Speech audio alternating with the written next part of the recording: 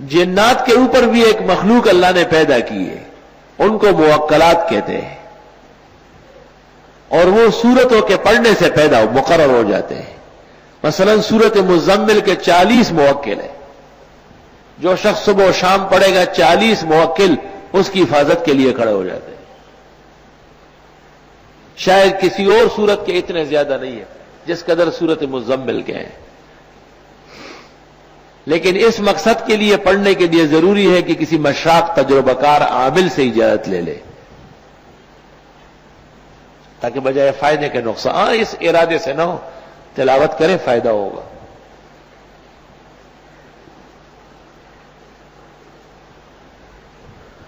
موکلات کے اوپر پر ملائک ہیں۔ بعض حضرات موکلات کے وجود کا انکار کرتے ہیں، لیکن یہ ٹھیک بات نہیں ہے۔ قاضی بدر الدین شبلی نے آکام المرجان میں تسلیم کیا ہے، اور براہ راست خود آتے جاتے ہیں، ملاقات کرتے ہیں، کام کرتے ہیں۔ یہاں ایک جنیہ آتی تھی، ہمارے ایک ساتھی کو تنگ کرتی تھی بہت زیادہ، پرانے لوگ سب جانتے ہیں، کھلم کھلا آتی تھی بالکل۔ تو موکلات آئے اور ایک ورد کے بعد وہ پکڑ کے لے گئے، اس کو قید کر لیا۔ اس کو عید کی رات مجھے کہا کہ آپ کہیں تو آزاد کرتے ہیں اس کو۔ تو ایسی چیزوں کا انکار ایک عالم کیسے کر سکتا ہے جو بداہتاً مشاہدتاً موجود ہے؟ جنات جسم لطیف ہے، آتشی اور ہوائی مخلوق ہے، اس لیے ان کے رفتار میں سرعت ہے اور تیزی ہے۔ یتشکلون باشکال المختلفہ، مختلف شکلوں میں آ سکتے ہیں۔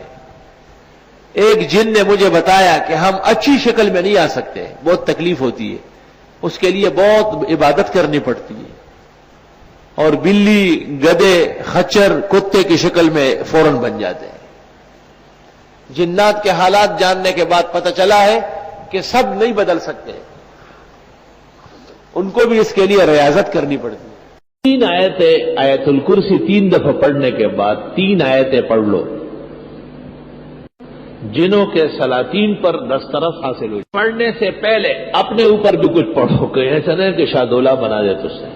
پہلے اپنے آپ کو سیر کرو، تب کام بناؤ، اور اس کے لیے یہ طریقہ ہے کہ آیت الکرسی میں ناغہ نہ کرے۔ اگر کبھی بھول گئے تو ایک ہی ٹائم میں پھر 25 مرتبہ پڑھ لے، فجر میں پڑھ لے، عشاء میں پڑھ لے 25 مرتبہ۔ آیت الکرسی کو روح کا حصہ بنا لے، روح کا حصہ۔ یا معشر الجن والانس ان استطعتم ان تنفذوا من اقطار السماوات والارض فانفذوا لا تنفذون الا بسلطان۔ 2 وَلَقَدْ عَلِمَتِ الْجِنَّةُ إِنَّهُمْ لَمُحْضَرُونَ وَمَا خَلَقْتُ الْجِنَّ وَالْإِنسَ إِلَّا لِيَعْبُدُونَ۔ یہ 3 آیت۔ آیت الکرسی مختلف اکابر علماء اور اولیاء مختلف تدابیر کے ساتھ پڑھتے تھے۔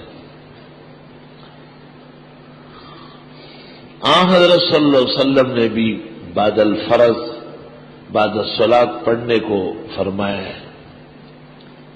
کہتے ہیں دنیا کی زندگی عزت سے اور بوقت موت آرام و راحت، اور قبر میں نجات عذاب قبر سے ہو جاتی ہے، بشرطے کہ ہر نماز کے بعد 1 مرتبہ پڑھے۔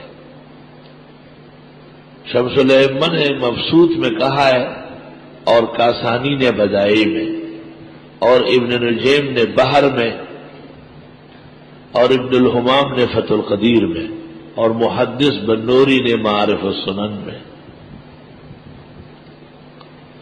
کہ جن فرائض کے بعد سنن ہے جیسے ظہر، مغرب، عشاء، وہاں یا تو سنتوں کے لیے جگہ بدلتے بدلتے اس کو پڑھ لے،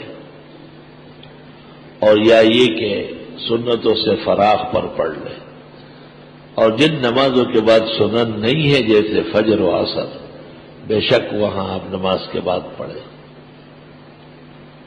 اس عاجز اور فقیر اور نابکارہ کا یہ اعتقاد ہے کہ ادائے سنت کے لیے تو یہی کافی ہے، البتہ مختلف فوائد و برکات کے حصول کے لیے اس کی تعداد بڑھا دی جائے۔ ہر نماز کے بعد 3 مرتبہ، اور اگر صبح اور شام پڑھنا ہو تو 25 مرتبہ، عمر بھر کے لیے جنی شیطان آپ کا کچھ بگاڑے گا نہیں، بلکہ ہاتھ جوڑ کر آپ کے سامنے خدمت کے لیے کھڑا ہو. ناغہ نہ کرے، بس ناغہ بڑا خطرناک ہے.